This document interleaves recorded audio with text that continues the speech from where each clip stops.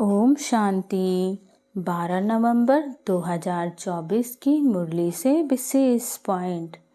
तो आइए जानते हैं आज की मुरली में बाबा ने हमारे लिए क्या विशेष कहा है। तो पहला पॉइंट है, मीठे बच्चे बाप आए हैं तुम बच्चों का श्रृंगार करने। सबसे अच्छा श्रृंगार है पवित्रता का। अर्थात बाबा आए हुए हैं और हमें अपनी मुरली के माध्यम से ज्ञान दे रहे हैं। उस ज्ञान के द्वारा हमारा श्रृंगार कर रहे हैं और बाबा के इसी ज्ञान में सबसे मुख्य पॉइंट है पवित्रता का। हमें पवित्रता की शक्ति धारण करनी है जो बाबा ने हमें मुरलियों में बताया है। जब हम पवित्रता की शक्ति को अपने अंदर धारण करते हैं तो हम कहीं ना कहीं देवी देवता बनने की जो प्रथम सीढ़ी है और सबसे ज़रूरी सीढ़ी है उस पर एक कदम हम बढ़ा देते हैं। इसलिए जो बाबा ने हमें पवित्रता का श्रृंगार दिया है उस श्रृंगार को हमें हमेशा सजा के रखना है। अगला पॉइंट है, अपार खुशी में रहने के लिए सदा स्मृति रहे कि स्वयं बाप हमारा श्रृंगार कर रहे हैं। वह हमें अथाह धन देते हैं। हम नई दुनिया अमरपुरी के लिए पढ़ रहे हैं। अर्थात बाप ने जो हमें श्रृंगार हमारा किया है तो वो श्रृंगार हमारा कब रह सकता है, जब हम इस बात का ध्यान रखेंगे कि बाबा ने हमें ज्ञान दिया है, बाबा हमारा श्रृंगार कर रहे हैं।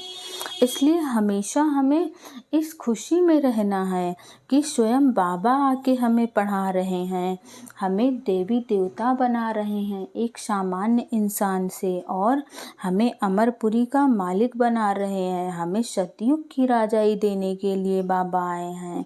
और जब हम बाबा के इन ज्ञान रत्नों को धारण करते हैं तो हमारे पास इस संसार के जो धन दौलत है वो स्वयं पीछे पीछे आते हैं। ज़रूरत है तो जो बाबा ने हमें मुरली में ज्ञान दिया है उसको धारण करने की, उसे अपने जीवन में उतारने की।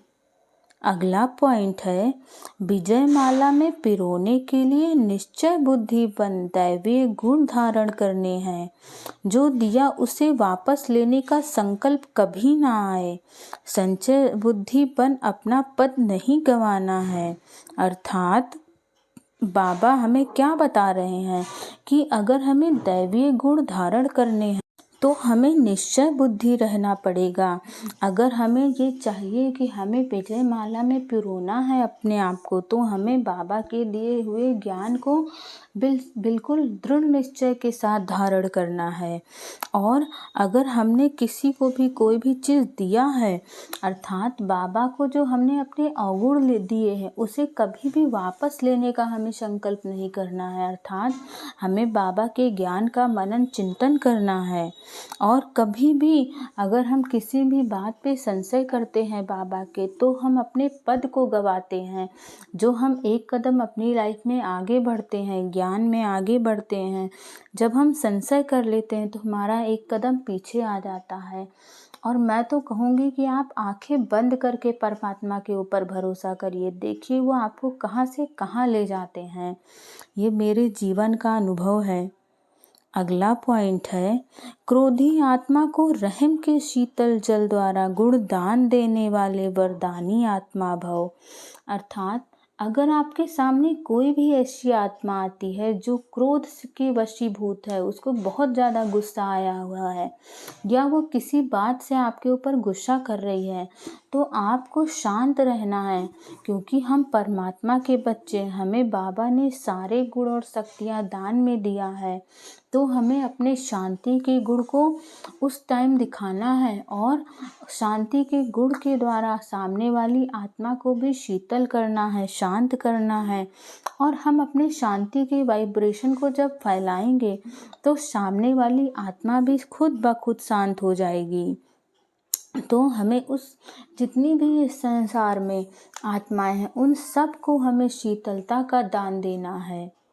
अगला पॉइंट है, याद द्वारा सर्व शक्तियों का खजाना अनुभव करने वाले ही शक्ति संपन्न बनते हैं। अर्थात हम जितना जितना बाबा को याद करते हैं उतना उतना उनकी शक्तियाँ, उनके गुण हमारे अंदर आते हैं। हमारे घर के बड़े बूढ़े भी कहते हैं कि जो जिसकी संगत में रहता है उसका रंग उसके ऊपर अपने आप चढ़ जाता है। तो जब हम परमात्मा के संग में रहते हैं तो उसका भी रंग हमारे ऊपर चढ़ता है।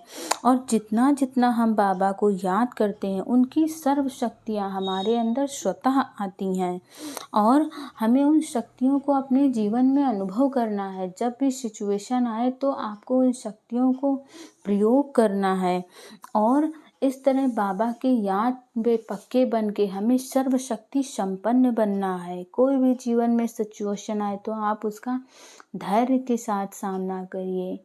ओम शांति।